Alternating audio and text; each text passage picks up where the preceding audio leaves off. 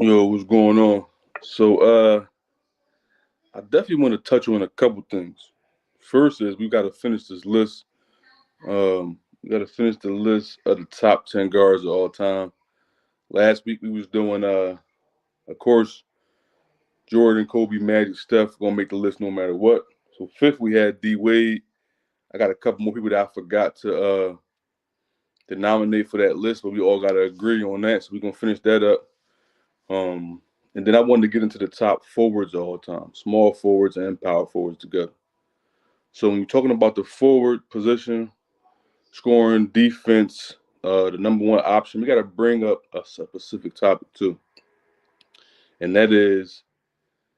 So, for instance, I kept saying last week Clyde Drexler should be in the top 10 guards of all time.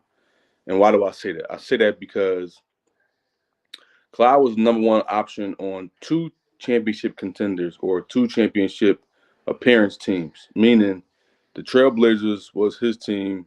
He went, I believe, in 90, lost to Detroit. Then he went again in 92, lost to the Bulls. And then in 95, he got traded to the Rockets and won his first championship as the second best player. So, how much credit do we give him for those two finals runs, similar to what I wanted to bring up with Julius Erving? Julius Erving, as a forward, has, I believe, three finals runs as the number one option, but no championships. His only championship comes in '83, and Moses Malone is the Finals MVP and the MVP of the league that year as well. Now, to his credit, Julius Erving was the league MVP the year prior, so you give him credit for that as well. But that begs the question: how much does a championship run um, rank you? Like where does that get you? And how much does a championship appearance get you? So for somebody like Julius Erving, without that Moses Malone finals run, does he become a top 10 player all time? Well, I mean, he's not top 10 anyway. Let's just say 15 or 20, right? Because a person like Kevin Garnett, Kevin Garnett is another forward who has Defensive Player of the Year as a champion, second best player on the championship team, and you could kind of say he might have been the first player, but they got the Finals MVP. They gave it to Paul Pierce, and I think rightfully so. So, but he also has an MVP of the league in a conference finals run as the best player on his team. So where does that get him all the time?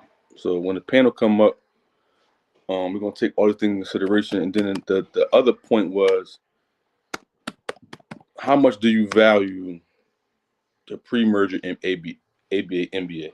Meaning, Dr. J's career in the ABA was significant. That was probably the highlight of his career.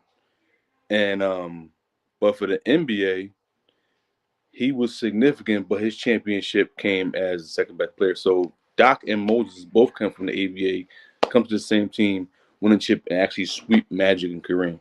And that's also significant as well because how good was the ABA if they were able to come to the NBA and immediately make an impact. George Gervin winning scoring titles, Dr. J going to the finals, Moses Malone winning multiple MVPs and going to the finals winning MVPs. So Moses Malone went to the finals before Dr. J as well. So I had this all decade team I was going through the other day, and Moses Malone for the '80s made the all decade team over Kareem Abdul-Jabbar, right? And I think that's just 100% spot on. Moses Malone in the '80s got 3 MVPs and 1 Finals MVP. Kareem got 1 MVP and 1 Finals MVP.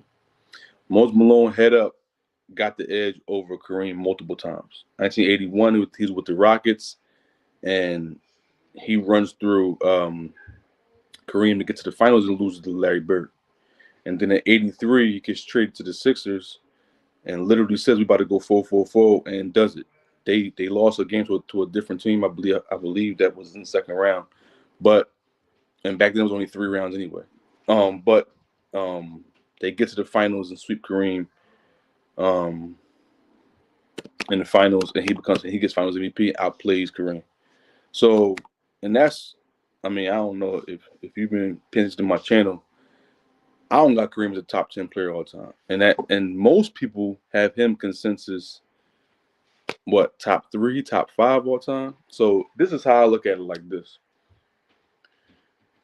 if you got Magic and Kareem, both top 5 players of all time, the bulk of their careers they're together on the same team. Now, give Kareem credit for 71, which is still pre-merger, but he does get it done in 71. He wins Finals MVP. He wins MVP. He wins Finals MVP and he wins MVP in 71. Now, for the rest of that decade, he didn't really do much. But at the same time, I give him credit for that. So the same thing with Magic. Magic has a finals run in 1992. Sorry, 91 where he loses to Jordan. When Kareem is retired. So I give Magic credit for that as well. I know for a fact that Dr. J came right into the NBA and went right to the finals. His first year. He lost to the Blazers. They lost in 6. And for that series, now mind you, Doc has already been in the ABA winning championships, winning MVPs, winning it all. But for that series, Doc averages 36-5, 2 steals on the block, well, 2.7 steals. That's significant. So Doc had a monster finals, but they lost in 6. And honestly, I don't know how significant that's supposed to be. 78 finals was weird. No superstar went to that one. And then 79, again, that's no superstars go again. 1980 is the first year that Magic comes to the league. They go right to the championship and they play Dr. J again on the Sixers. So Dr. J has been in the NBA now for 4 years and been in 2 finals, but he loses them both. This is the finals where Kareem gets hurt and Magic takes over in, I believe, Game 6 and scores 40, I think 40 and 12. So Doc, he's declined a little bit at this point. They still went to the finals, so not declining, but he doesn't have 30. He has 25, 7 and 5, 2 steals, 2 blocks, which is actually amazing, really. But 25 points, he went down from the series before. Now this is the part. Moses Malone goes to the finals the next year, so that's 81. 81, Moses Malone go to the finals. They actually go through the Lakers. 82, the Lakers go back to the finals now. So Julius Erving got 3 finals runs, bro. Coming in the league in 77, 76, 77 season. From 76, 77 season to the 1982 season, it's only 6 seasons being played. And he went to 3 finals, but he lost all of them. Dad.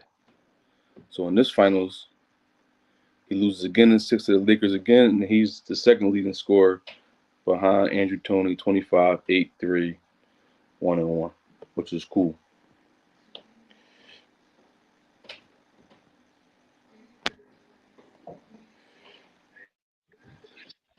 Yo, bro. What the hell is What's up, brother?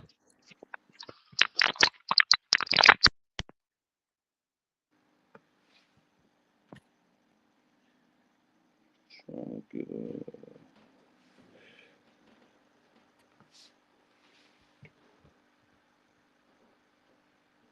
What's up, brother?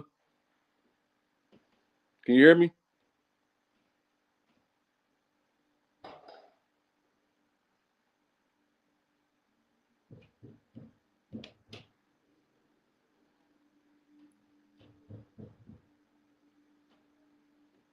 Yeah. So what I was saying was, so now Julius Irvin been at 3 finals in 6 years, but he lost all of them, I believe, in this finals.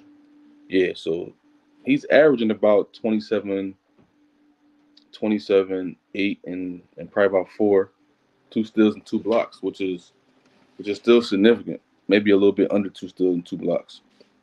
He's having a great run, just coming from the ABA, but no championship. So just on that alone, before you get the Moses Malone part, where do you value that? How do you value a player that's the number one option, the second option on a team? I'm sorry, number one option on a team that doesn't win the finals. Stockton Malone is a big one. Barkley is another one.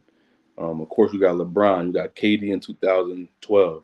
So how do we value that? How do we quantify that?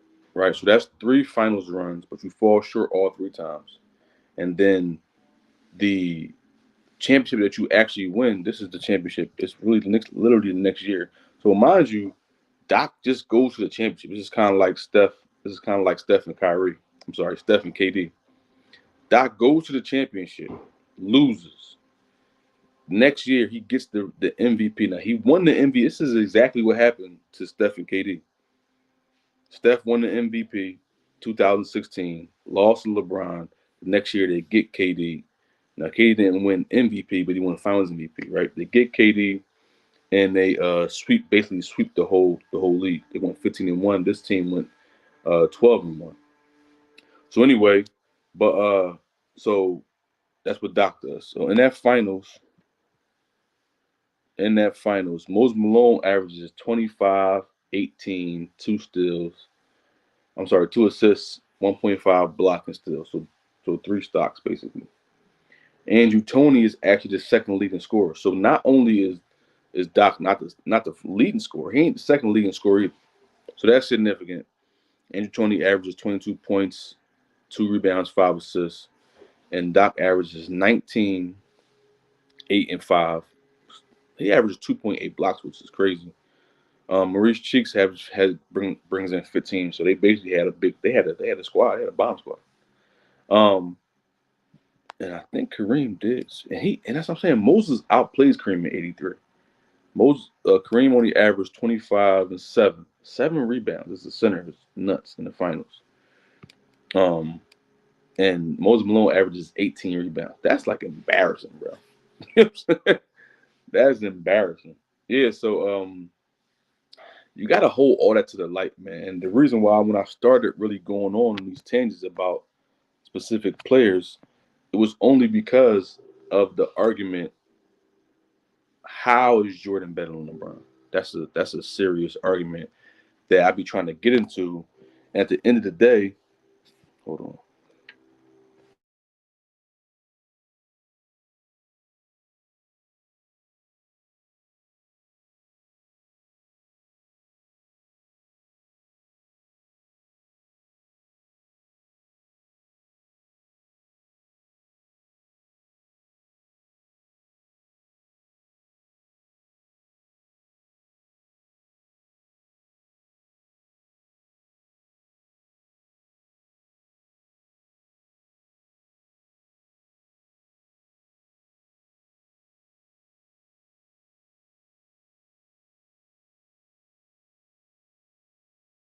To me, really. The unbelievable part is that the people who call Jordan the GOAT says that after his second or third championship, let's just say the third one, just to make it clear, after his third championship, he was already the greatest player of all time. So that means that you don't actually need to have the stats, the most championships, the most. So he had 3 championships, 3 Finals MVPs, and at the time, I believe he did have 3 MVPs. He won the MVP in '88, then he won back-to-back MVPs. '93 was Barkley's year, so '91 and '92, Jordan won MVP. So he has two years of having MVP, Finals MVP in a championship. Then he retires after he beats Barkley, right? So he got 3 championships, 3 Finals MVPs, and 2 MVPs, right? And I mean, I know they did in Chicago. They got the statue saying he's the greatest of all time, but that was kind of like that wasn't a wild take to say Jordan was the GOAT with 3 championships, right? So how did he jump Magic, Bird, Kareem, whoever you want to put up there, Wilt, whatever? He jumps all these players, but only half the actual championships that he had at the end of his career. So fine, they moved the goalposts for him so that he can become the GOAT. That's fine. There was really no challenger though. If you remember that era, if you come from that era, um, Jordan retires what in '98. 99, Kobe's already in the league. Vince is already in the league. T Mac is already in the league. Iverson's already in the league. His first retirement, remember they had like Harold Miner and then was trying to be like Baby Jordan, whatever. But after his second retirement in '99, the league was in good hands. Shaq, Kobe. Kobe wasn't who he is now, but back then Vince T Mac was on the rise. Iverson was running the league crazy, like the league was doing Duncan Robinson. Like Hakeem had won his two chips, but he kind of fell off. But my point is, who was going to take over the league into that next stratosphere, right? But there was really nobody that could say like, is this person better than Jordan? That wasn't really a conversation for real, for real. The conversation didn't start until probably LeBron won his second chip. That's when like the ESPN debates really started to heat up. Like, can LeBron possibly? Because it was the eye test, just like they were saying, they think that Jordan is the GOAT. Um, just off of those 3 rings before his first retirement in '93, they could just look at that and be like, yeah, I think that this dude is probably the best player I ever seen. The eye test was telling you, I would say this in 2012 immediately. His game 6 in 2012 immediately let me know, I mean, this is probably the best player I ever seen. Um, so anyway, yeah, like I really wanted to get into that as far as the forwards, who's the best forwards of all time. Um, let's see something, man. Yeah, so like I said last week, we really got into the guards. So who was the best guard? Who was the top 10 guard of all time? My fault, man. I have technical difficulties. Nah, it's all good, brother. What's going on with you? Oh man, chilling. How you doing? Yeah, man. Chilling, man. Long week, man. One of them weeks, man. Been a long week, brother. Yeah, Yeah, it's something I long. wanted to jump. I wanted to jump back on this list. I'm hoping that one of the other brothers come on, so we could finish this list up. We was going through. It was going through last week. Let me just check every text everybody interview. I thought everybody seen it, but we was going through the list. Can you hear me? Yeah, y'all can hear me. It was going through the list of the best guards of all time. Um, the top 10 guards, which would be point guards and shooting guards all together. You know what I'm saying? Mm-hmm. And yeah, so we got to like 5. We was really arguing about the James Harden. Is he up there? And the debate started because we was talking about Jerry West, right? And like, how much does uh the eye test versus stats really hold weight when talking about all time great players, right? So when you look at Jerry West box scores, you thinking like this dude was obviously one of the best players of his era. Obviously, he was a bucket. But then when you actually physically watch a couple of the games and try to go through some film, me personally, I'm looking like this is cool. You know what I'm saying? Like this is I could see he has talent, but I'm not extremely impressed. And I don't know if you follow this dude. I think dude name is JB Smooth or something on TikTok. He calls LeBron the GOAT. So he was going through this highlight film of Jordan. He's like, I'm gonna stop the film when I'm impressed by one of the highlights. I don't know if you saw that or not. So I stitched that joint, and I was basically just saying like the way that we view Jerry West and Wilt Chamberlain, Bill Russell, that era before us, is the way that some of these kids coming up is going to start viewing probably Michael Jordan. And I mean, like I said, in our era, it's easy to say that he the GOAT. It's easy to say that, you know what I'm saying, he the best player of all time. But even when you go back and look at some of the film, the dudes now are so talented they could do that stuff. Like jumping from the foul line used to be a real thing. That was a real thing. I think I'm not saying he did, but I think LeBron might have done that in the game. Like jump when his early years, one step in the foul line, just took off and did his little hammer dunk. So in this era, it's just a little bit different. They're not really impressed by a windmill dunk or something like that as much as they were in the 80s, early 90s. So I was just looking at that and saying, like, with Jerry West, that's how I feel about him. I look at Jerry West, I'm not extremely impressed if you watch the games. I mean, he was getting buckets, but I'm not really impressed. If I was comparing two players, to be honest with you, and this is why I got to say, how much does playoffs really Boucher, like for instance, Tracy McGrady and Jerry West. I don't think that's even a conversation. I think Tracy McGrady is just better. He's just a better player. He's more talented. But the playoff record and the numbers say that Jerry West is better. So what's your take on that? If you took a player from the 70s, how do you have a top 10 list when you have to compare both players and they're in different eras, but one is obviously the eye test is telling you that this person is better. How do you compare those two players if you're making a list? Well, you have to look at playoff production. Mm-hmm. I mean, yeah, you have to look at eye test too, but you also have to see, who won and who lost. I mean, even though basketball is a team sport, you do have to factor in the individual play when you talk about the wins too. And so I think you have to factor that in too. And I guess you got will have to factor in relative to error too.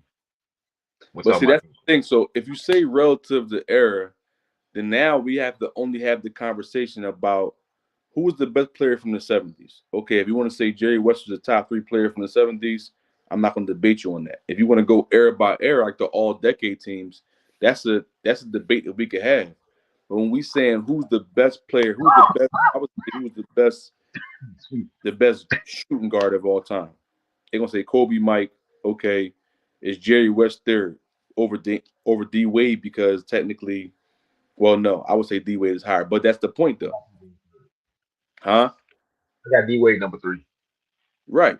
But what I'm saying is that even if you say D Wade is number three, is what can West even make a top five argument for being top five shooting guard all the time? And I'm gonna say no. I'm gonna say Allen Iverson is better than Jerry West, but he don't have the playoff record that Jerry West has. But the Yeah, but you know what I'm saying? I don't when somebody says that Allen Iverson's the top five shooting guard, I don't argue because I was number one. I was a big Allen Iverson fan, and Me too. he has a big case. He has a great case to be, number five. I mean, in the top five shooting guards of all time. Right. But so that's what I'm saying. So that's the point. The point is, and that's because when you go back and watch any of his runs, you can see that even like really, it only take one run, one good, just like Kawhi in 2019 or KD in 17. One good playoff run can put you in different stratospheres. Kobe in 2009, like one Mhm. good playoff run puts you in a different category. You know what I'm saying? So Iverson, his claim to fame is 2001. He averages 30 for the whole playoffs, 35 in the finals, shooting 42%. And I'm like, yo, I think he outplayed Kobe in the finals. I mean, like even though they didn't really need Kobe to score that much because it was nothing that Dikembe could do with Shaq. I'm just saying, as a guard, they took that challenge serious. At that time, that was a real rivalry. That was a thing. Like, who's better? Is Tracy McGrady was in the conversation, Iverson was in the conversation, Kobe was in the conversation for who's the best guard. You know what I'm saying? Like, so, He may have but a breakout year in 2001 season. that's his claim to fame. Without that season, I don't think Iverson can really have a claim to be a top five, maybe even top 10 guard.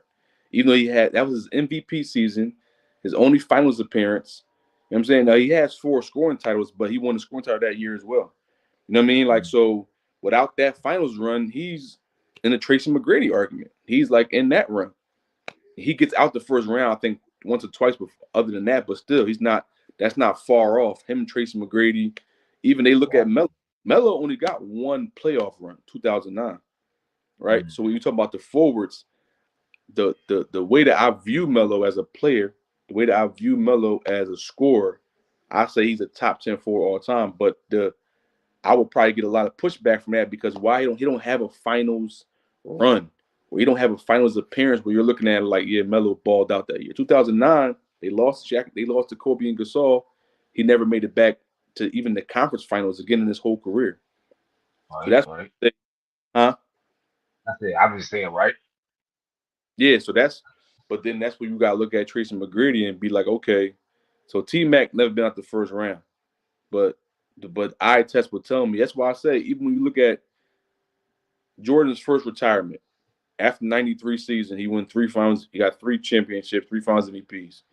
They're basically saying Jordan's the best player we ever seen. I'm saying he didn't pass Magic in anything. He didn't pass Larry Bird. You know what I'm saying? He really, really, when excuse me, after they won the '93 finals, that's when the conversation surfaced of if he was the greatest of all time. It wasn't no clear cut. He was the greatest of all time. Okay, okay. But I'm just saying, even the conversation they so right. That's a good point. But what drove the conversation was the eye test. What Mhm. drove it was when you watch him play, you like, I don't know if I've ever seen anybody do that. You know what I'm saying? And that's why I say, even for me, like early LeBron, before he ever won a championship, you was watching him like this is not normal. We never seen somebody this strong, run this fast, this athletic ability. He's Karl Malone on steroids with speed, with everything. Yeah, But when I seen him, I'm gonna go back a step further. Back in December of 2002, when I seen St. Vincent St. Mary's play Oak Hill on ESPN, I see LeBron play. I was him thinking and like, I was like, man, he might just be better than he might just be better than Jordan. At that time, I said it.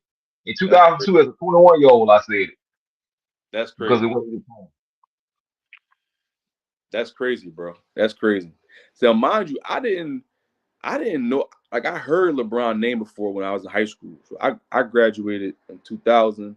So years at the high school, I'm hearing about LeBron, but I didn't really pay attention to him like that until the Christmas Day game between him and T Mac. Because T Mac one of my favorite players in the league. And I seen the way they was run. I think T Mac had 40. T Mac won the game. Orlando won the game. I think T Mac had 40, but LeBron had like 30 and some change. And I was like, dang, this is Tracy McGrady like had the scoring title at that time the year before. You know what I'm saying?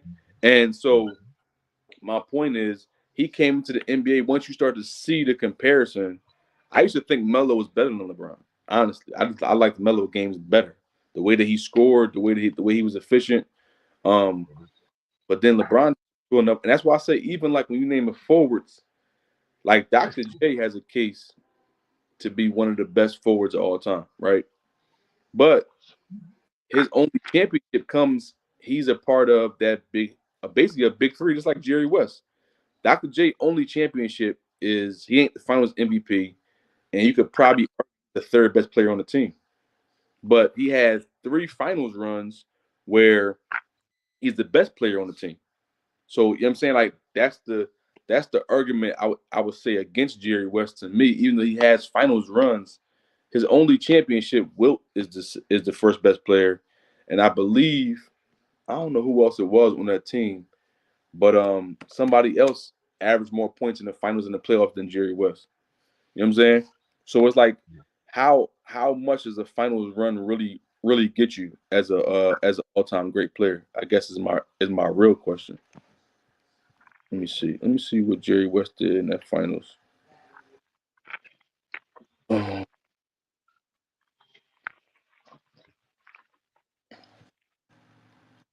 so his only playoff run, Jerry West averaged 22 points a game in the playoffs.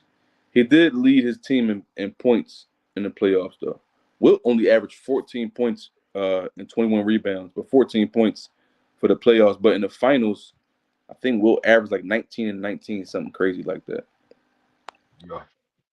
But I'm just saying, like when you're looking at players like that, yeah. So it was Gail Goodrich. Gail Goodrich led the team in scoring in the finals with 25 points. Jerry West averaged 19. Wilt averaged 19, but Wilt averaged 23 rebounds, and so he got That finals. was, that was the year they won, right? The 72. That's Jerry West only finals win. He got I think he got 8 finals appearances altogether, which is Well, which no, I think it was 9. One, I think he won it 8. I got it. You know, when you get oh older, sometimes you get all this shit, man. So I think it's 1 in 8. I mean that's ridiculous. That's ridiculous. But so like I said, Jerry West numbers jump off the page to me. Like when I look at his stats, he's averaging Kevin Durant numbers. He really is. You know what I'm saying like that's what his playoff numbers go up from regular season. He got a playoff run where he averaged 40. That's just crazy. A couple where he averaged 30. But if I look at him and KD, it's not even close to a comparison. And I think their games are probably a little bit similar, but KD is just isn't. You know what I'm saying? And that's my problem with. I don't really have nobody from the pre merger era in my top 25. Like none of them. If if I was going, Why, man? but if I was going to put anybody in there, it would be Wilt. He the only one that I could be like. Wilt probably translates his game probably translates well into this era. I would say. I mean, so I give Wilt some credit, but as far as everybody else, like I don't think Bill Russell would have been. I would put Dwight Howard with Bill Russell if I had to compare two players and I was drafting them. I would draft Dwight Howard with Bill Russell. You know what I'm saying? This is what I've been saying about Bill Russell since I was like maybe 15.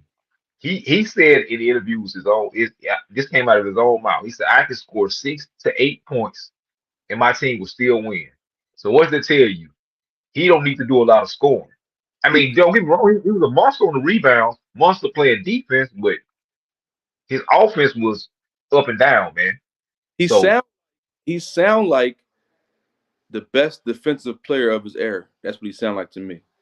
Because yeah, his job when they play Wilt in the finals, his job is to slow Wilt down. His job is to grab rebounds. I think he averaged for his career like 20 rebounds a game. 22, Man, I think it was 22.1, something like which that. which is ridiculous, right? Yo, Ralph, what's up, baby? Yo, what's going on, fellas? What's What's up, going on? man?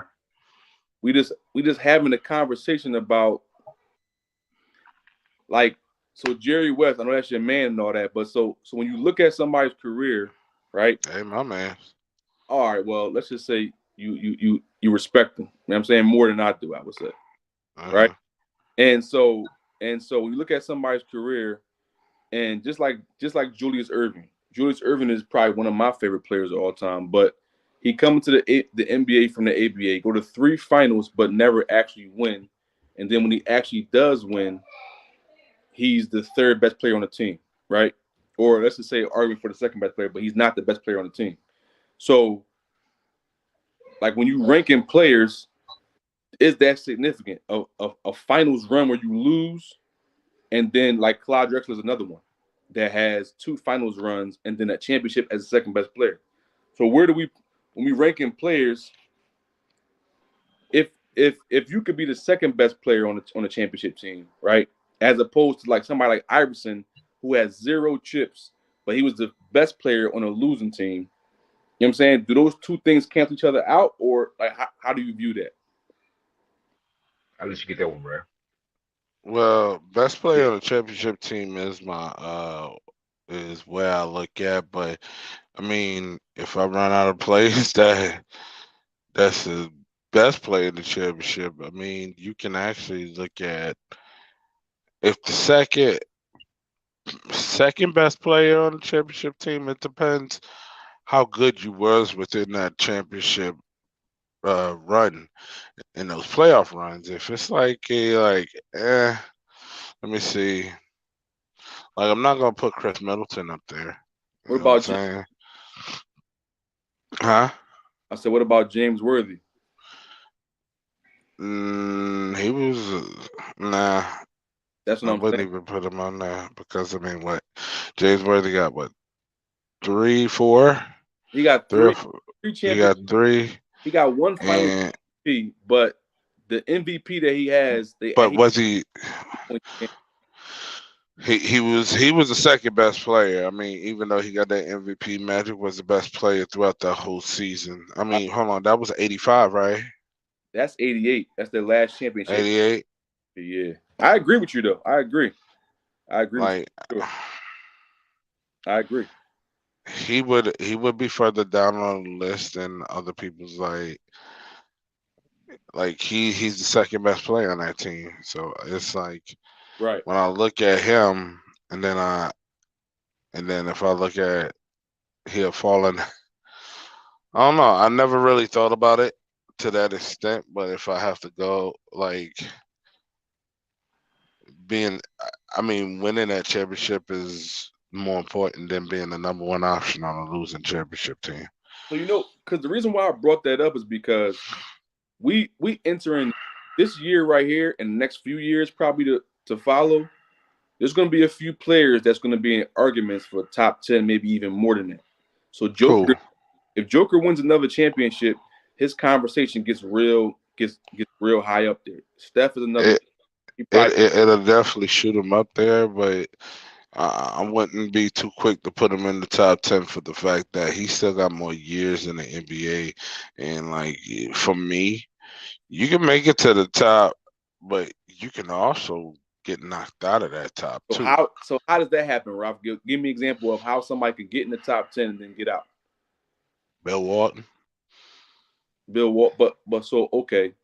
So Bill Walton. Like if we would have stopped right there where he won those MVPs and he won the Finals MVPs, all of that, like he could have easily slid in the 15, even though that small amount of time, because it would have been like, damn, he had that much impact on the scene. But when you look further down into his career, yeah, he's got some championships in Boston, but now you're looking at him as a sixth man. He doesn't look like what he looked like with the Blazers. But So how does your are you saying like over the course, if he would have kept that consistently up, like if he'd have kept winning, or you're saying like his peak is the championship in the MVPs, and then from there it goes downhill because of injuries.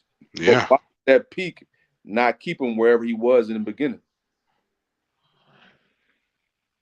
I'm not understanding what you're asking me. So for instance, you said Bill Walton could top 10 play. Are you saying because if he would have consistently been an MVP and going to the finals that he would have been top 10, or you're saying he If was his career, if he would have, you know, that? even still like not having MVPs or whatever, if he would have consistently played at a high level throughout his career, Oh even when yeah, he got, you know what I'm saying? Like Bill Walton does have an argument to where he could have slid in the top 15, but he didn't do but that. my point is your peak, just like Shaq. If you really break down Shaq's career, his career is not great. Shaq got put out the playoffs a lot, but his peak is so high for 3 years. For 3 years, he's probably the best player that we've ever seen, or in that argument for that's the best 3 year run we've ever seen. You could put Jordan up there, LeBron, whatever, but he's in that argument. Larry Bird for one of the best It's three. not even his best year, to be honest with you, though. Huh? It's not really his best year to me. Those 3 years are not his best years to you. I mean, like production wise, excuse me, production wise, it's not really his best year, to be honest with you. What do you think his best year is? It was when he was in Orlando. Think that's his highest game score he ever had. So how much value does that hold if your highest game score is the year that you didn't win a championship? So how much value does that hold? That brings I up mean, what it speaks volume because like I think after that year, his three championship run is like second, third, and fourth. So I mean, right. I wouldn't say like I wouldn't hold that against him, to be Yeah. honest with you. And the only reason why I brought that up is because some guys' careers, the peak of their career may not be their championship run. Like Julius Irvin, like Clyde Drexler, like Jerry West, their championship year isn't their peak. Their peak is the What year that he was going to but losing. what you think Julius Irvin's peak year? His best year is actually his first finals run come out of the ABA losing to Bill Walton, and we averaged like 30 and some change in the finals. I think 76 is an argument. I think 74. I think No, those are more of that's his peak year. 76 year. His first year in the NBA was the 76, 77 year. That was his first year in the NBA. He went I'm right to. talking about 75, 76 ABA. I think his peak year is in the ABA, not in the NBA. I agree with you, but that's my argument versus anybody in the NBA because that's just like saying if somebody is overseas right now, let's just take Luca. Let's say Luca was overseas right now, cooking the overseas, Euro League or whatever. But then you come over here, we get to see how your talent really varies and how it merges with us, right? So the same thing with the ABA. Doc ran the ABA. Doc ran it. But then he came over here and you could see he went to 3 finals before he ever won with Moses Malone. But he couldn't win the finals. Meaning that what? So it make you look at that career in the ABA and say, yes, that's significant. And we got to start looking at that like that was a great indication of what kind of player he actually was. But against the top competition, it seemed like he couldn't get over the final hump. He got to the finals, which is to me significant, but he couldn't actually win a championship until Moses Malone comes on. You know what I'm saying? And so, like I said, with Doc, for me, Doc, I take Doc personal. But when you hold everybody up and you're looking at it and saying, yeah, his best run is when he lost. It's just like Iverson. Iverson's best year without Iverson's year where he loses in the finals. I don't think he even has a top 10 guard argument, to be honest with you. You know what I'm saying? Maybe he has an argument, but I don't think he's in there. So even with Doc, his when he actually wins just like Jerry West, when they actually just like Clyde's peak is probably 89. You know what I'm saying? Well, no, it's 90. Yeah, 89, 90. That's probably his best finals. Because he didn't get embarrassed by Jordan, but he got outplayed so vastly by Jordan that it was kind of embarrassing. And then he wins the finals with Hakeem in 95, and he averages 20 points a game. You know what I'm saying? So that's what I'm saying. When we start ranking the players, I wanted to get into, if we can, I wanted to get into finish the guards and then go into the forwards because I think the top 5 arguments are interesting because it's only 5 players, but that bottom 5 in any argument is always hard to really quantify. That's why I always started going all the way from 1 to 20 because once you get out the top 10, I'm talking about all time now, who's 11 and 12, 13, 14, 15 are all probably in the same category. They're not far off. So if you having a 10 to 15, like you said, Bill Walton could have been a top 15 player. That's because the top 15 players are really, really close together. Julius Irvin, Moses Malone, who like Giannis is probably in the conversation. So if Joker win a championship this year, I know you say you wouldn't put him top 10, but his case for being top 10 would be probably as high as it ever been.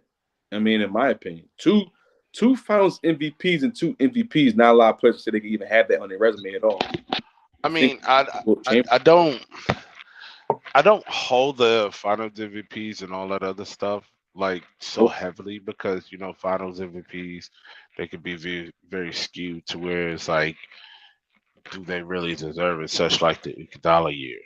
I mean, the 2015 when Iguodala got it. You know what I'm saying? So it's like I use the best player on the championship team. That sums up everything to where it's like you won the championship, you was the best player. I don't have to separate it like with the Finals MVPs. No, I think when you start splitting hairs, so if we're getting up there, like when we start talking about Tim Duncan and Shaq, like who's the best big man, I do look at everything because their careers are. I think Duncan is better, but their careers have a lot of similarities. You know what I'm saying? And Finals MVPs is one of them. MVP, Like but hey, this is why I say this. They both got 3 Finals MVPs, correct? yes, they both got But three. if we look at best player on the championship team, Duncan takes it because if you, like I said, when I showed you that game score, I agree. that will tell you who is the best player in the regular season and the playoffs and the finals. All of it in whole totality. And when you look at it, Duncan was the best player. When you calculate that game score in the regular season and the playoffs, Duncan was the best player on all 5. Ah, man, Duncan, man, I think his career is so underrated because he wasn't 100%. he wasn't exciting to watch. Like the Duncan reminds you of just the basic basketball, like 1, 2, 3. You know what I'm saying? But his resume is undeniable. You know what I'm saying? Um, Exactly. and yeah, man. So I don't know if Mark gonna be a jump on, but I did wanna. I forgot last time we was talking about the best guards of all time, and we went from Kobe, Jordan, Steph, Magic. That was the top 4. Right? I was telling Thomas about that. And then you get into D Wade as 5th. I think we all can agree with that. I was saying, Yeah. I was saying, if we was talking about Kidd at 6 and Harden at Hmm. 7, I'm saying Iverson is I probably. say Chris. I give it to Chris Paul right there too. I'm saying, but I think Iverson is better than James Harden. I think that Mm. James Harden's best year was the year he had Chris Paul. That was the year they went to the We Western. gotta be careful because you are Iverson fan, so you Oh no, gonna have I'm biased. Biased. I, I can admit my bias. I will tell you I'm biased. You know what I'm saying I'm Yeah. biased 100%. But I'm saying even when you break it down, he has now. James has some regular season stats that he leads the league in scoring and assists in the same year. Iverson led the league in scoring and steals in the same year. But Uh-huh. I think Harden probably had the better team record a couple times. You know what I'm saying? So Hmm. so yeah, but I'm just saying I'm making the argument that Iverson's finals run, it just depends on how much you quantify a finals run. Getting to the finals is significant. Now, mind you, if you want to say the competition in the East was a little bit, less than It what was terrible I don't say it was. Come on, man. Let's not do terrible, bro. compared to that West. It was. He had to go through Vince and Well, I ain't gonna say terrible. he wasn't It terrible. wasn't. It wasn't good. Yeah, 2000. Early 2000s was not Yeah. good. So wait, I forgot. Did they play Golden State in 17 too? Who? The Rockets. Because James Harden Yeah, I think 19. I can't remember. in 2008. Whenever Chris Paul was there, I think they played him twice. One of them they took him to the limit. If Chris Paul didn't get hurt, they would have definitely had a big chance of winning that.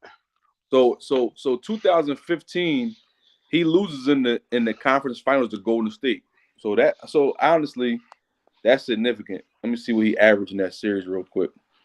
I I mean, don't think listen, he man. did so well in that No, one. he didn't. I know he didn't. But I'm just telling. I think he actually dropped from the regular season to the playoffs. He averaged 28, 7, and 6, but I think he just had some bad Shooter moments. splits. Look at the shooter splits. Um, the splits. Let me see. So field goal percentage was 46%, 3 point Uh-huh. 42%, and free throw 86%. That's not bad, bro. Hold on. Throughout the whole playoffs? No, no, no. In the Western Oh, Finals, I was gonna say. in the Western Conference I Finals, he did that. I think the year I'm thinking about might be 17 then. Yeah. So when you go, that wasn't a bad run. And the next year they lose in the first round to Golden State again.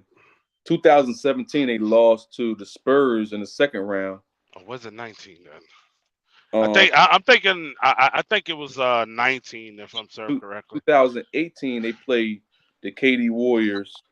Let's see what. That's who it is. That's what. Yeah. 2018. That was the year that they went to 7 games. Yeah, with Chris Paul, right? But listen, Harden that year. Now Chris his Paul field was goal way down, but he did put up 28, 5, and 6. But his field goal percentage is 41%, Hmm. which is not great. His 3 point, That's when I was thinking about. his 3 point percentage is 24%. Yep. Good. That's why I said look shooter splits. I knew it was one of those years. Couldn't That's remember. that's terrible, bro. He had Uh-huh. horrible. He had a horrible series. Yep. He had a- But like when I evaluate players, I look at the whole totality of your career and the playoffs and everything. That's how I look at it. I don't like cherry picking too much because you could do that with anybody, you know. yeah, no doubt. But you have to admit though, we and I know that we're in this different media phase, but LeBron gets cherry picked so much that it makes you do it to everyone else. If we're gonna do that with LeBron, then now I'm gonna do that with everybody, and you'll see all the faults of everybody. And I'm listen, I accept it. I look at LeBron and be like, yeah, that was he right here. That was a great year for him, or it wasn't a great series. You got to be able to accept all of it. So Harden for his playoff career is 22 points a game total. His highest playoff run was he had some good runs, man. 15 from 2015 to 2018, he averages 20. Tag, Harden got some good playoff runs, but he averages The thing, 28, 30, 29. That's pretty good, I see, think. my thing is like I don't cherry pick with the LeBron thing. I look at throughout his everything, and like even if you look at with LeBron, like if you look at LeBron and Jordan, you won't catch playoff runs that Jordan is like weak at compared to LeBron. So like even still, I compare the playoffs whole totality throughout their careers. So listen, right? Mind you, right, when we first met, I was an Hmm. avid. I think Jordan was the GOAT. I mean, I think LeBron is the GOAT over Jordan. This all based, and it was really based off an eye test, to be honest with you. When you break it down, I will admit Jordan has a better resume. Jordan doesn't have any ridiculous failures like LeBron does. But Jordan's competition, we gotta stop acting like everybody brings up physicality. That's fine. Let's just say it was a more physical era, which I disagree with, but whatever. The actual competition that he's facing in the 90s is not great, man. If we talking about Iverson's competition wasn't great or LeBron's wasn't, Jordan, it wasn't significantly better. He's going up against the Cleveland Cavaliers, which had good players, but Craig Elo and Mark Price, these guys, Brad Daugherty, these guys are good. None of them are all-time great players. He's going to the finals and he's playing Clyde Drexler in Portland. This is good teams. These are not all Oh time. yeah, but they went to Well, the finals 2 times in 3 years, man, and they had the best record the year they didn't go. So Who? they had an opportunity to the Trailblazers. When in '91, they had the best record in the NBA. I get listen. I give you. I like the Clyde and Jordan matchup. I would have loved to seen 95 Clyde versus 95 Jordan. I would have loved to seen that. I give you the that matchup. That's I, probably the best matchup he ever had as far as a guard, somebody of his caliber. You know what I'm saying? But when you ranking players, if you got Jordan the GOAT, how far down before you get to Clyde? 30 maybe? well, here's my thing though. I don't look at competition in that way because like coming from 10 years of coaching basketball, man, Yeah. and I coach from low kids all the way up to like high school and middle school, you know. It, middle school like actually ball, middle school ball in schools. And I also coach AAU. And when it's when it's somebody that like I view competition overall as the team. I don't view it as like, oh, a shooting guard versus shooting guard, point guard versus point guard. I don't view it that way because, say for instance, there is a dominant player on that team and we don't have the matchup. Gonna I'm not gonna put my center that I know is gonna get dominated by their best player, which is the center. So I'm going to create defensive schemes against that center to make it more difficult for them to score. I So here. So that my only point with that is right. My only pushback with that, when you see an all-time great matchup, let's just take Hakeem Olajuwon versus Young Shaq or David Robinson or Patrick Ewing. Those matchups like stick in my mind because I'm like, damn, I saw the best center of that era go through the best second or third or whoever. There was an argument. There was an actual argument for Clyde Drexler versus Jordan in '92. Even though now we look back at it and say it's ridiculous. Just like we say it's ridiculous to think that Iverson and Kobe had a rivalry. Who was the better guard in the NBA? That was an actual thing in 2001. You know what I'm saying? So what I'm saying is that when you see those matchups, I'm not saying that it always matters all the way across the board. But when you actually get to see that matchup, I get to see how you fared against the best competition of your era, right? And what I'm saying is that Jordan obviously showed us that he's better than Clyde Drexler, obviously. But what I'm saying is that then when Clyde would be able to get his revenge in '95, regardless of what happens, now Clyde has a comparable team, which the Blazers was, like he said, the Blazers was a good team, but now I would have wanted to see how That well would have been so lopsided, though. That would have been so lopsided for the fact that for who? you For who? got in '95 I'll get for it. the fact that Yeah. you got a player that's not better than Jordan, but he could complement what Jordan put out. Like, yeah, Jordan will probably average his 35.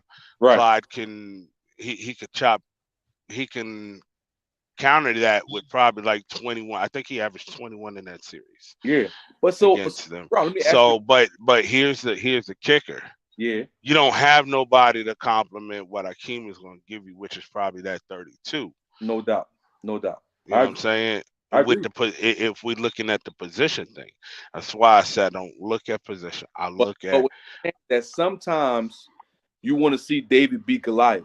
Sometimes I want to see what Jordan would have done against a team that was maybe either better than him or on the same level. Because when we look at LeBron's career and we say in 2018 or 17, could he have slayed the Giant? Could he have beat Golden State with Kyrie or even without them? 17. I believe he could have. I agree. I agree with you. 18, no, but 17, I think he could have. If Kyrie doesn't leave, we possibly could see a better. Because I think in 17, I think Golden State was hungry. It was 15-1 in the playoffs. They was hungry. Well, They won that. you got to look at Kyrie was still there in 2017. I'm That's saying why I said Golden State was hungry because they just come off a loss. You're not coming off a losing season. Tim Duncan is famous for this. Tim Duncan will lose in the playoffs in the next year, make a crazy run. You know what I'm saying? He said that in 2013. The next year we're going to get it done this year, and they actually won. In a great way. So 17, I think they was coming off that 16 loss. Now they got KD, they got the firepower. 2018, everybody's starting to come back no to way. reality. I think it's a possibility that with Kyrie the Cavs win, but that's an if. I'm just saying. But when we look at LeBron's career, we always say, well, LeBron had a shot to beat the 17 Warriors. It's one of the best teams of all time. So why would it be a negative thing to say? Yeah, I want to see Jordan not be the favorite in the finals, or at least there be an even split. You know what I'm saying? And that's my only thing about that. The thing between in the 2017, Kyrie and LeBron got outplayed by Steph KD. KD. That was the difference. KD outperformed LeBron by a little bit, but the bigger gap was Steph and Kyrie. That Right. was the difference, man. Well, I mean, you can really argue that Kyrie actually, I mean, Kevin Love actually makes up the production by outplaying Clay. No, Yeah. you can't even say that. I'm sorry. No, you Finals. can't even say that. But I overall, I feel like that, you know, if Kyrie would have stepped it up to match Steph to where now you're gonna have a series. What up, Glock? Yo, what's good? Now, I ain't trying to interrupt, but what year y'all talking about? 2018? That was 17.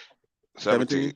17? See, listen, bro. I want to get your opinion on this because my question is, when you have a player like this, is take Clyde. Clyde, before he won the championship with the Rockets, Clyde was actually going to the finals. He got 2 finals runs, but he lost both times. Right? We had the same conversation with Julius Erving or Jerry West, where these players have made finals runs by themselves and lost, and then became either the second or third best player on a championship team. Right? So when you quantifying these things, like for me, I'm looking at Steph and I'm like, just like Kobe had to do it in 2009, I think Steph had to do it in 21, where now you kind of got to prove that you could do it without all this help, right? So my only question, when we ranking players, where do you rank somebody like Clyde or somebody like Dr. J, who actually has a championship but wasn't the best player on their team? Like how far of the gap is it from there? Because a person like me, I'm gonna say I got Iverson over a lot of players, even though he never won a championship, but he was the best player on a championship finals run, but they lost. You see what I'm trying to say?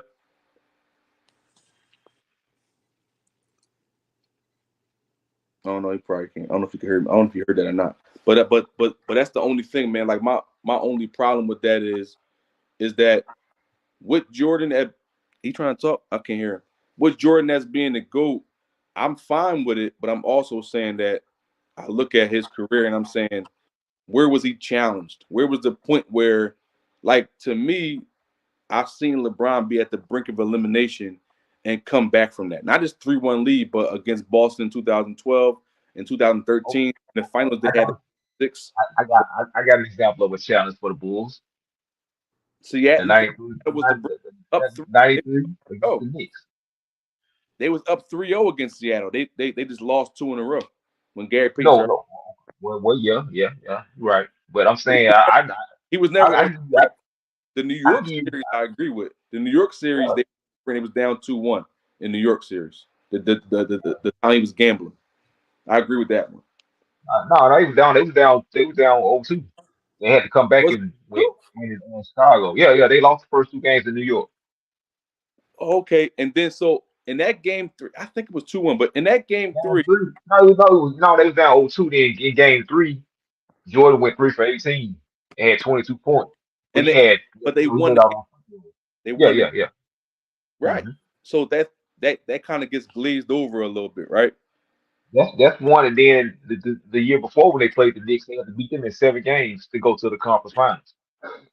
You talking about is what year is that? Let me just try to look it up real quick. Is that 1992, 92. And 92 was they played the semi. It played in the semis against the Knicks, and they had to win in 7. In 93, they were in the conference finals, and they were down 0-2, and they came back and won in 6. I got you. Yeah, I, that's when Jordan had his triple double. Mm-hmm. what in game 6? That's when Scotty hit. That I mean, it's talked about. Scotty scored not 29, but Jordan had 22, 11, and I Now think he had 8 assists. I think he was 8 assists, right? Yeah, nah, you're right. So I'm looking at the Yeah. 7 game what series damn near too. triple double. Well, yeah. In '92, they would yeah, it was a 2-1 series. The Bulls. Let me see something, bro. So this must be a different year. Y'all talking about '93, right? Yeah, they lost the first 2 games. '93. Let me see it '93 because I They could be won the looking at. first game in Chicago. That was the last year they played it. They played at Chicago Stadium. They won game 1 in Chicago. I mean, not game 1, game 3 in Chicago. Oh, you're right. They won game 1 by 8. They won game 2, and then in game 3, that's when Pippen led everybody with 29 points. I think Jordan had 28 though, but you're right though.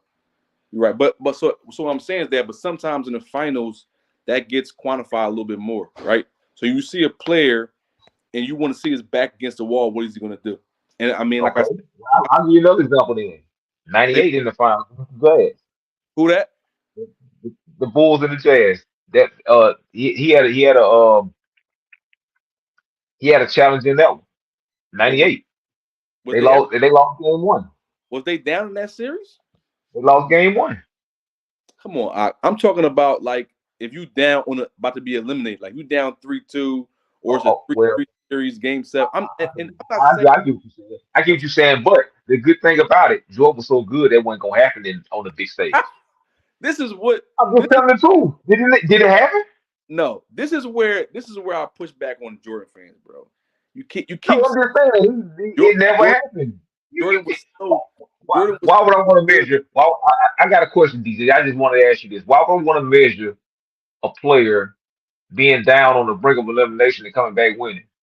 Why would I want that to happen to a player? Anyway. because it shows me that, like, for instance, right?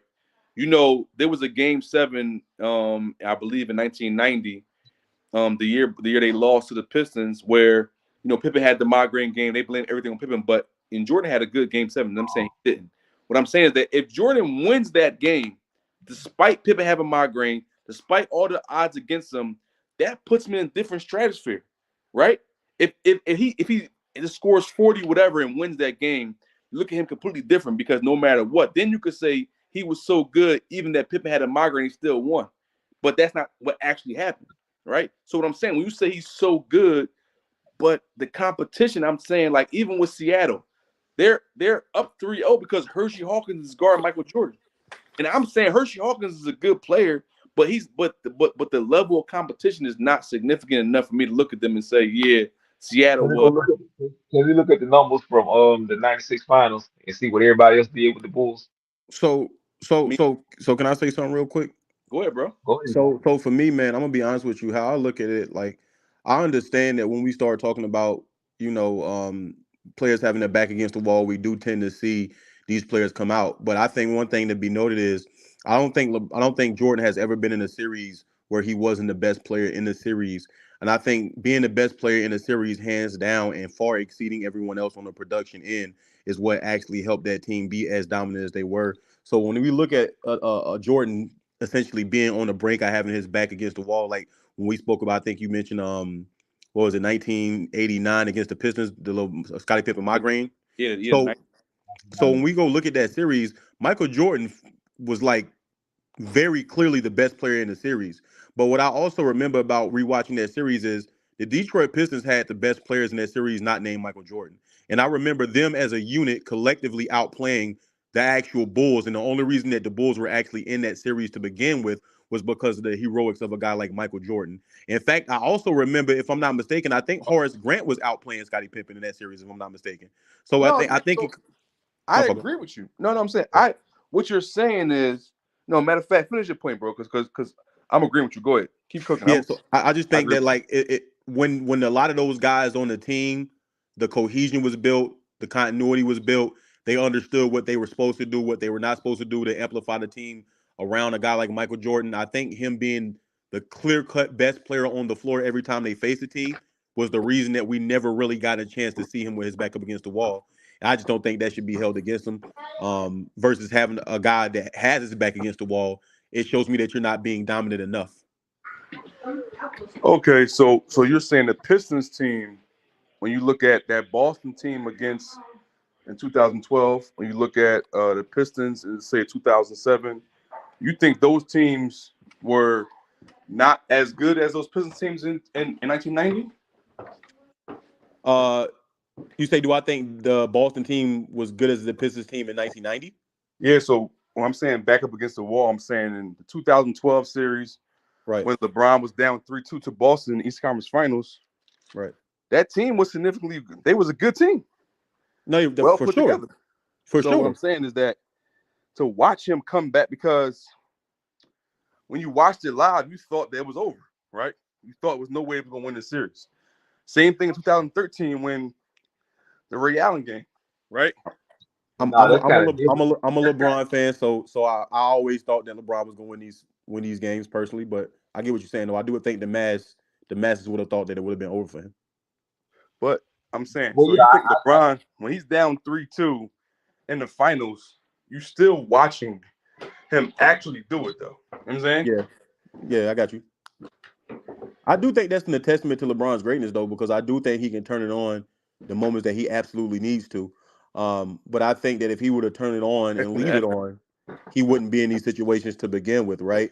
As a LeBron fan who watched a lot of these series and wanted him to win most of these series, and was picking him to win pretty much all of these series, I think that sometimes doing less is a little bit better. And I think that when he gets in his modes where you're not going to stop him from doing what he wants to as far as him being a scorer, that's when he's the most effective, in my opinion. And I think that's why we've seen him have the most success when he had that mentality and when he had actually, like, I'm the best player on the floor. Nobody's going to stop me from scoring. And when he gets like that, I think you can't really do anything with him.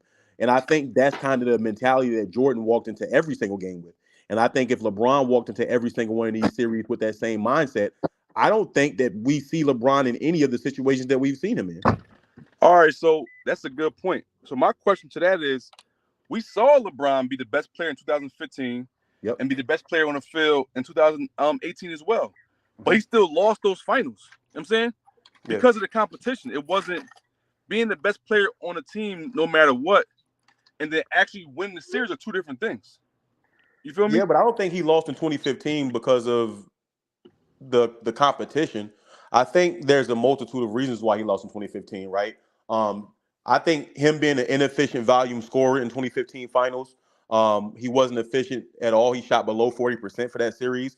Was one of the reasons why he lost that series. I also think him completely not having Kevin Love, that run really put a dampen on that team. I also think the loss of Kyrie Irving, because if I'm not mistaken, I think Kyrie Irving during the time that he was playing was getting busy that game one. So I think the loss of those players and not having those players, along with the fact that he was inefficient for that actual finals, I think those are the reasons that they lost that series. I don't think that it was necessarily just the Warriors were the reason that they lost, because I think if he has the two players that he needs beside him, I think that he wins that series. All right. So, but that's my whole point, though. When you see, and Okay. that's why I bring up competition, because when you see LeBron playing to that level, right? He's playing in 2018. People say, I disagree. People say 2018 is his best playoff run ever. I say it's not, because when he got to the finals, it wasn't enough, right? I want to see the totality of it. So 2015, LeBron was actually playing well in game 1 and 2. Even though he was shooting a small percentage, he was still playing well, right? Yep. So if you remember, in 2015, he had a 20-point game in game 3. No, it was game 4, actually. I'm sorry, game 4. Game 4 was what turned the series, right? So what I'm saying is that I still put that on LeBron's back. Like, if he had a better game 4, maybe they win that series, right? So what I'm saying is that I want to see the best player ever against all odds still win. Not just be the favorite and win every time is my only point. I still got Jordan as the GOAT because I'm trying to hold everybody to the same standard. But when you really look at things, I never saw Jordan get pushed to the brink. And when I did see him get pushed to the brink, he lost. You know what I'm saying? If we being honest about it, because my problem with the debate in general is that they only talk about Jordan's greatness, his great years, but LeBron's being brought up into last year he lost, he got swept by Denver. Dude is in year 21. You know what I'm saying? Like, it's like I still think getting to the finals is significant. That's why the whole conversation come full circle. Julius Erving got 3 finals appearances before he ever won the championship, right? And I have him as a top 15 player ever. His championship that he actually won, he was probably the 3rd best player on the team. So that means getting to the finals has to be significant. I don't know what your opinion is, but some people will say, well, if it don't matter, you got there and you lost, so it's a loss. That don't really make sense to me. Getting to the finals is significant. My thing with Dr. J, only thing with Dr. J that holds him in that top 10 regards is if you included his ABA career. If you don't include that ABA career, he's not top 10. He's not. No, I'm not saying top 10. I'm saying top 15. So you saying without the ABA, Doc can't be top 15? I don't even include ABA in my consideration. To be honest with you, I think he's right around that, probably 16, 17. So where do you have Moses Malone, Ralph? I will have Moses ahead of him if I'm not counting the Right. ABA.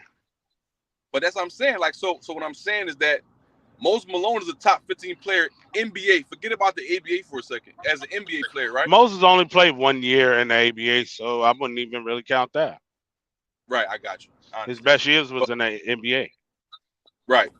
And I mean, I'm only bringing it up because they hold appearances against LeBron, but everybody else is significant. Jerry West got how many finals appearances? And they say like he was like I said, we can finish the list if y'all want, man. But the reality is, Jerry West, when he won his championship, was the 2nd or 3rd best player on the team.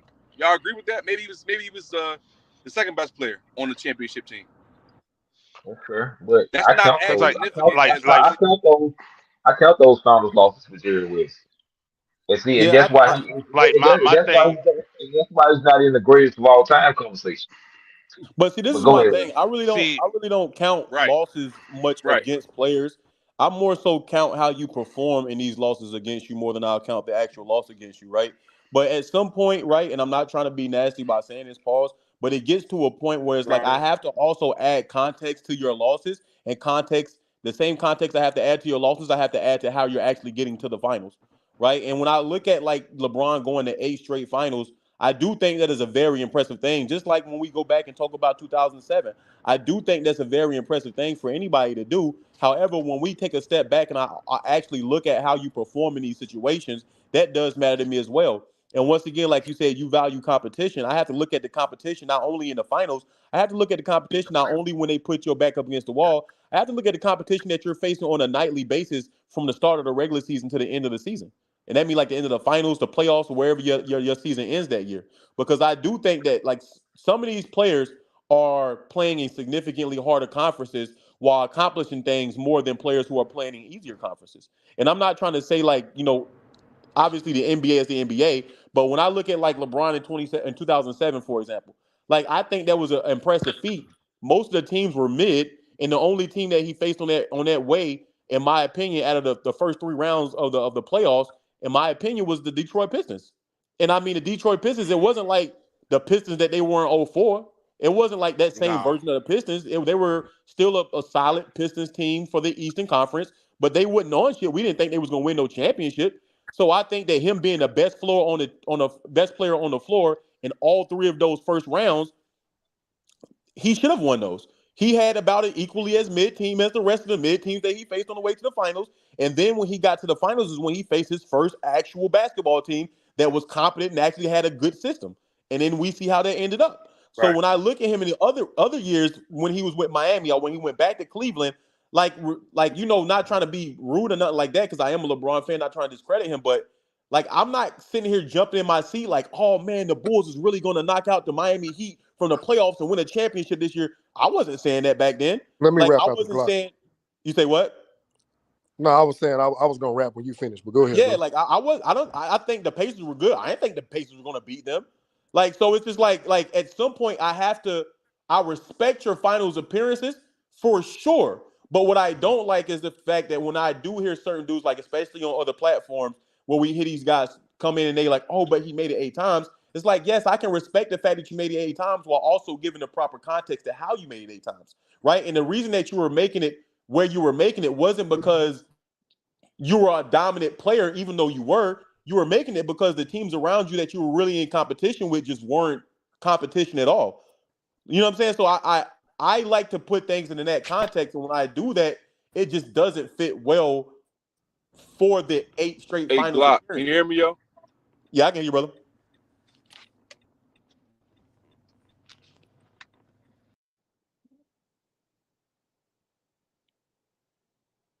Oh, I can't hear you now. Yo, I see you talking, but we can't hear you.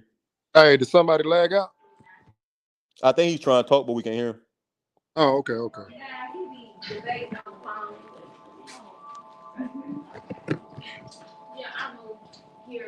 Hey, Glock, when you finish, just let me know because I don't want you to lose your spot. Now go ahead, bro. I was just gonna ask, like, I don't really like doing this whole Jordan and Magic, and I'm like, and I know y'all know this. I mean, Jordan and LeBron thing. But I was gonna ask, like, just to throw it out there. Do y'all, I'm asking everybody, do y'all hold Jerry West appearances on the same level as Magic? Like before I go any further? Appearances or the whole totality of the. No, no. What I'm saying, well, let me clarify what I'm saying. Like, we know Magic went to 9 finals, but we know Jerry West went to 9 finals. Magic is 5-4, where Jerry West is 1-8. But I'm asking, like, It's not the same standards. what? Yeah, okay. So, okay, cool. What I'm saying is, when like the whole getting there, I understand, like, in a certain sense, that's, I guess you could say that's significant. But in my opinion, you have